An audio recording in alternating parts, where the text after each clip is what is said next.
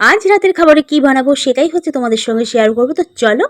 তো এদিকে দেখো ঘি গরম করে তার মধ্যে দিয়ে দিলাম সেমাই। সেমাইটাকে একটু হালকা লাল লাল করে আমি ভেজে নেবো। তো এক পাশে বসিয়ে দিলাম হচ্ছে দুধ। দুধের মধ্যে দেখো আমি কয়েকটা এলাচ দিয়ে দিচ্ছি। এতে কিন্তু খুব দারুণ একটা গন্ধ আসে। তো দুধটা তো আমার ফুটতে শুরু করে দিয়েছে। ওইদিকে কিন্তু আমার সিমাইটাও ভাজা হয়ে গেছে। তো এবার ফুটন্ত দুধের মধ্যে কিন্তু আমি সিমাইটা দিয়ে দেবো। ও আরেকটা কথা, সেটা হচ্ছে চিনিটা কিন্তু আমি আগেই দিয়ে দিয়েছি। চিনি দুধ একসঙ্গে দিয়েই ফুটতে বসিয়েছি। তো সিমাইটা আমার রেডি হয়ে গেল। তো আরেক দিকে দেখো বসিয়ে দিলাম হচ্ছে আলু ভাজা। তো আলু ভাজা না হলে কিন্তু জমবেই না। তো মাম্মা ভীষণই ভালোবাসে আলু ভাজা। তো দেখো আলুটা প্রায় ভাজা হয়ে গেছে। তো দিয়ে দিলাম একটু পেঁয়াজ কুচি। তো আলু ভাজার সঙ্গে একটু পেঁয়াজ কুচি আর দিয়ে দিলাম দেখো কয়েকটা লঙ্কা কুচি। তো আলু পেঁয়াজ ভাজা দিয়ে, আলু পেঁয়াজ ভাজা খেতে কিন্তু দারুণ লাগে। তো দেখো আমার রাতের খাবার কিন্তু একদম রেডি। তো আলু পেঁয়াজ ভাজা আর সঙ্গে হচ্ছে এক বাটি সিমাই আর গরম গরম রুটি। তো কার কার এরকম রাতের খাবার ভালো লাগে প্লিজ কমেন্ট করে জানাও। তো সবাইকে টাটা, গুড নাইট।